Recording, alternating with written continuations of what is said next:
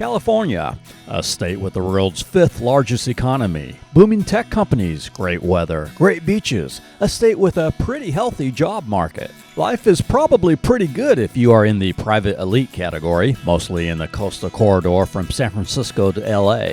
Many of the super wealthy have private amenities and services, and therefore somewhat secluded from many of California's problems. For you, this is still the Golden State. However, if you are in the increasingly struggling middle class, dealing with high taxes, homelessness, power outages, fires, and crime, or running a business in a state that punishes your success, you have got to be wondering what happened to the Golden State. In our previous video, Leaving California, many responded that it is just an overcrowding issue. Well, it goes beyond overcrowding, as we will show you in this video. It is a mismanagement of resources, both natural and human resources. Government leaders overreaching with their own ideas of utopia has created unintended consequences, turning the California dream into a nightmare for many.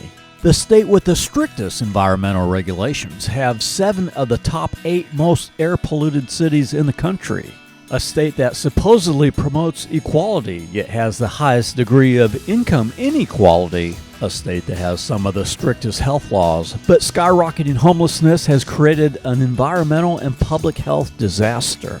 It is a state which welcomes illegal immigration, yet has crumbling social services for its own citizens. Spends more money on renewable energy, yet has more power outages by far than any other U.S. state, and most expensive gas prices. As Christopher Rufo with City Journal says about L.A. Mayor Gil Garcetti, which can also be applied to the state's leaders, he is increasingly focused on abstract issues, gender identity, climate change, unconscious bias, where they are not pressured to deliver tangible results. They can't be held accountable. California is forcing public utilities to start closing fossil fuel plants and invest in solar and wind facilities. California's cap-and-trade program targets refinery CO2 emissions and forces oil companies to use more biofuels, which adds to the cost of fuel. The funding raised by cap-and-trade taxation has more to do with political pork than with emissions reduction. And biofuels consume more energy than they produce. They also take up valuable land that could be used for creating food. Some of the funds from this cap and trade were used for former Governor Brown's bullet train to nowhere. While solar can be good on a smaller scale for your house, there is not enough land for solar and wind to ever even replace 20% of what fossil fuels are producing today. The only existing option is in nuclear, which uses very little land, but many in California oppose nuclear. They rather choose to cause enormous increases in utility bills, over 25 cents per kilowatt hour, with industrial customers facing a 50% increase in 2018 alone. In California today, the average gallon of regular is $3.83. Well over $1 than most other states, and the current guidelines forcing auto manufacturers into electric cars will double the demand, which the power grid just cannot handle. The result? Ever-increasing rolling blackouts that the state is using to back demands for curtailing energy use. Lockheed Martin is pursuing fusion technology. That is where the answer is. Are these environmental standards having any effect on the environment in California?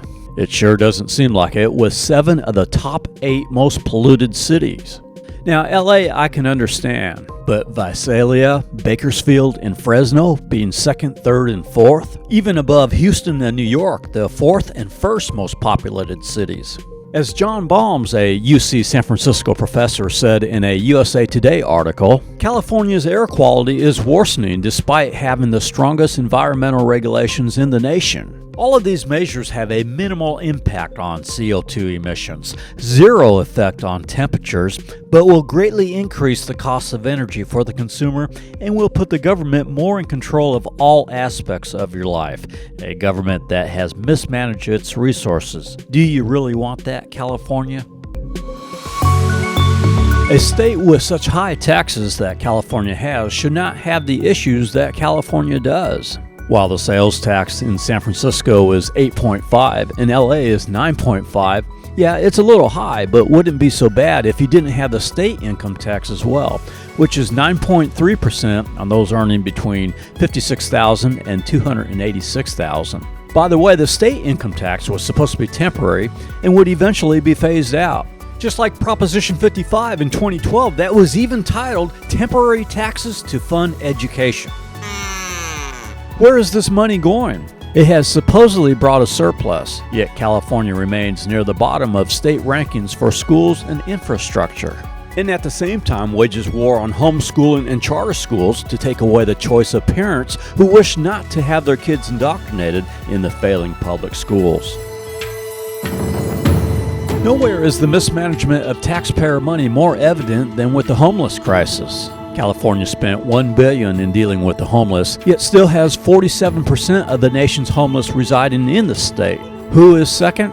Well, yes, it's Florida, but even at second, Florida only has 7% of the nation's homeless. What happened to the money from Proposition 63, the successful 2005 ballot initiative that taxed millionaires for mental health? According to the AP, funds from Prop 63 went to sweat lodges for Native Americans, massage chairs for students, and yoga classes for San Francisco city employees. The San Francisco Examiner wrote, "Perhaps most troubling, no one in state government has bothered to account for all the money that has been spent. No one knows how much money has been directed to frivolous enterprises." There is a mismanagement on the city level as well. Let's look at LA. In 2016, LA voters approved a $1.2 billion plan for building housing for the homeless, which was supposed to build 10,000 units, but only created half of that, which will take 10 years to complete. Meanwhile, 44,000 people in LA are living, eating, and defecating on the street and have brought rats, medieval diseases, including typhus. An additional 16,000 people now living in their cars. More than 1,000 homeless people died in LA County in 2018. The situation is getting worse with 150 people every day becoming homeless in LA. What happened? How did we get here?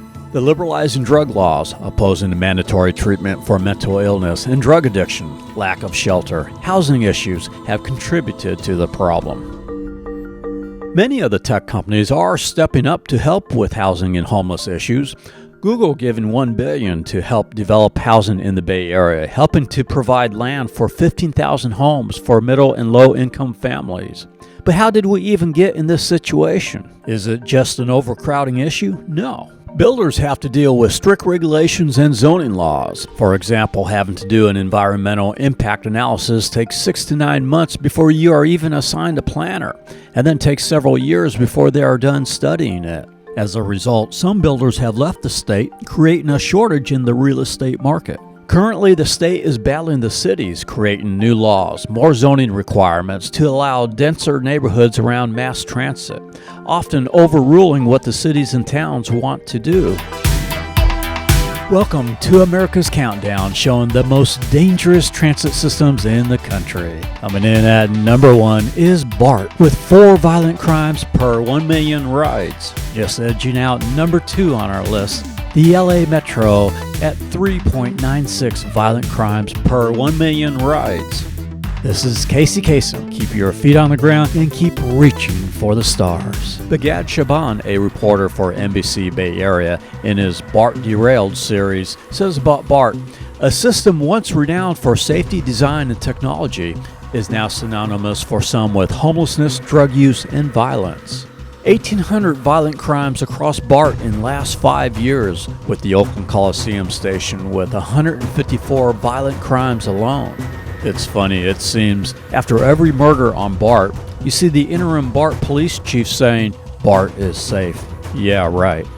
Violent crimes are on the rise in California for the first time in decades after the passage of Prop 47 and 57 in 2016. Prop 47 decriminalized hard drugs and property crimes under $950. Stores have to recoup that money, so prices of goods are raised to cover for the cost of this theft, thereby passing on the cost to the poor people who pay for the groceries.